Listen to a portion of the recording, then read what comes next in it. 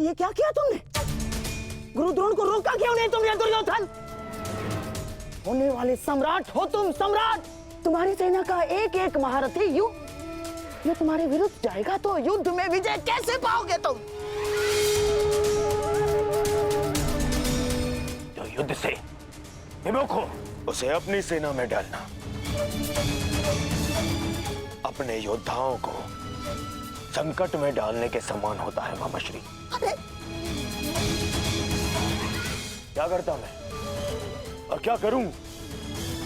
उन्हें बंधन में बांध कर रख लूं या फिर विरोध करने पर बंदी बनाकर रख लूं? आप जानते हैं यह संभव नहीं है, किंतु मैं जानता हूं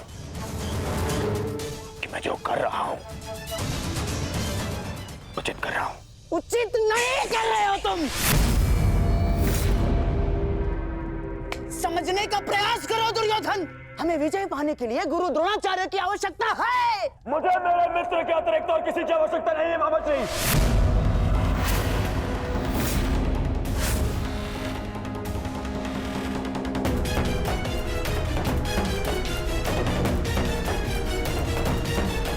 आओ सेनापति कर्ण, तुम्हारा स्वागत है। बताओ हम सबको कल के लिए हमारी क्या व्यू रचना रहेगी? मित्र, गांधार नरेश उचित कह रहे हैं। इस युद्ध को जीतने के लिए हमें गुरु द्रोण की आवश्यकता है।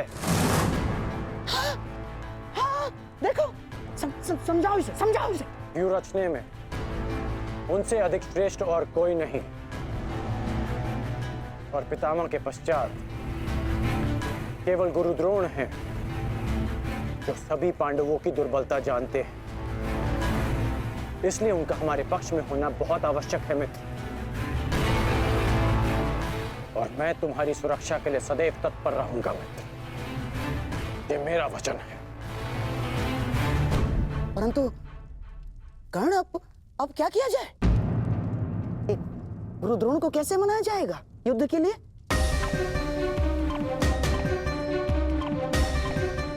मेरे पास उपाय है। हाँ, कैसा उपाय अंगराज? गुरु द्रोण कल युद्ध में प्रस्तुत रहेंगे।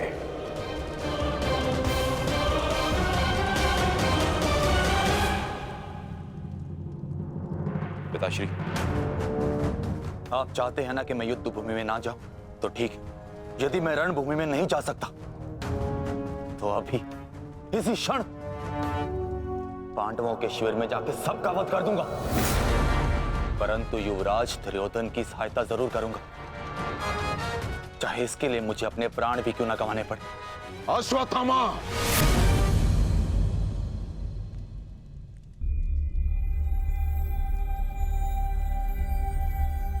बात को समझने का प्रयत्न करो। तुम दुर्योधन की कोई मदद नहीं कर सकते, उल्टे तुम अपने प्राण संकट में डाल लोगे। और इसी कारण मैं नहीं चाहता कि तुम इस युद्ध में भाग लो, क्योंकि मैं तुम्हें इस प्रकार खोना नहीं चाहता।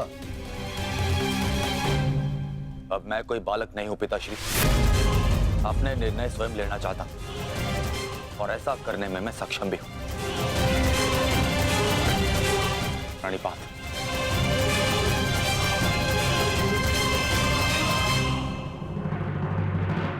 अब तक तो पितामह कौरव की रक्षा करते आए, परंतु अब कौरव की ढाल शेष नहीं। मैं विकोदर भीम उन पापियों का नाश करना आरंभ कर दूंगा। कौरव का नाश करने की प्रतिज्ञा पूर्ण करने का अब समय आ गया है।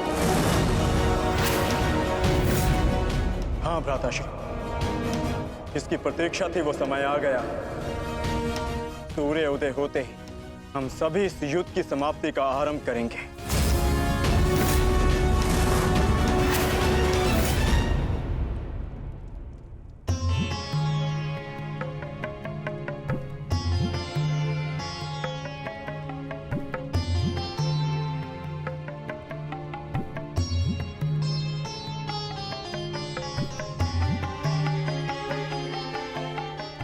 आइए महाराज, अच्छा हुआ आप आ गए। मेरा स्वयं ही आपसे बात करने का मन हो रहा था। जब से ये युद्ध आरंभ हुआ है गांधारी, तुम इन दीपकों का विशेष ध्यान रख रही हो, परंतु क्यों? मेरे सभी पुत्र उस युद्ध में गए हैं महाराज, और इसीलिए मैंने इन 100 दीपकों को अपने 100 पुत्रों की लंबी आयु की प्रार्थना के लिए जलाया है। अब ये 100 दीपक मेरे 100 पुत्रों की आयु का एकमात्र सहारा है। कहीं इन दीपकों को संभालते संभालते तुम अपने हाथ न जला लेना गांधारी। नहीं महाराज, जब एक माता अपने शिशु को जन्म देती है तो उसे अपने आप ही ज्ञात होता है कि उसका शिशु क्यों रो रहा है। एक पुत्र को कभी अपनी माता को अपने रुदन का कारण बताने की आवश्यकता नहीं होती। इसी प्रकार मुझे इस बात का अनुमान हो जाता है कि इनमें से किस दीपक को तेल की आवश्यकता है और किसे नहीं, और इसके लिए मुझे नेत्रों की आवश्यकता नहीं है।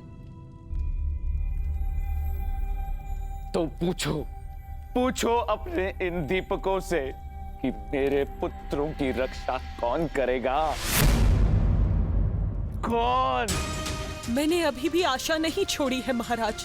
तात श्री के पश्चात द्रोणाचार्य हमारे पुत्रों की रक्षा करने में सक्षम है।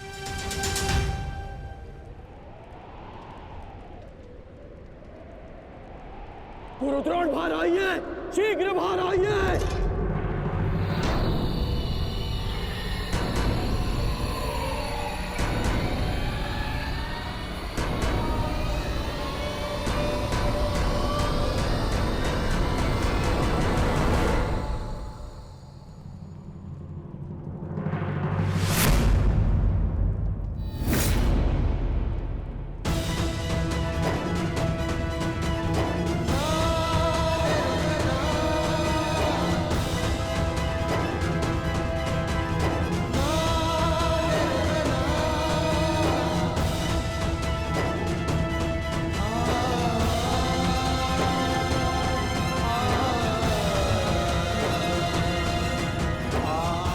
अश्वत्थामा,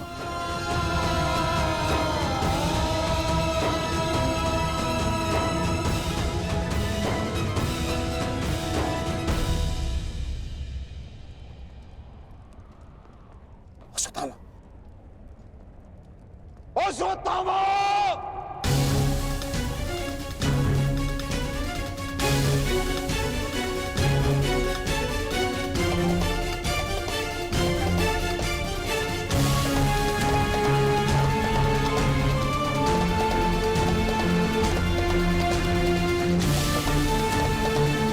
किसने किया ये सब पंगा? उत्तर दो मुझे, किसने किया? पांडव।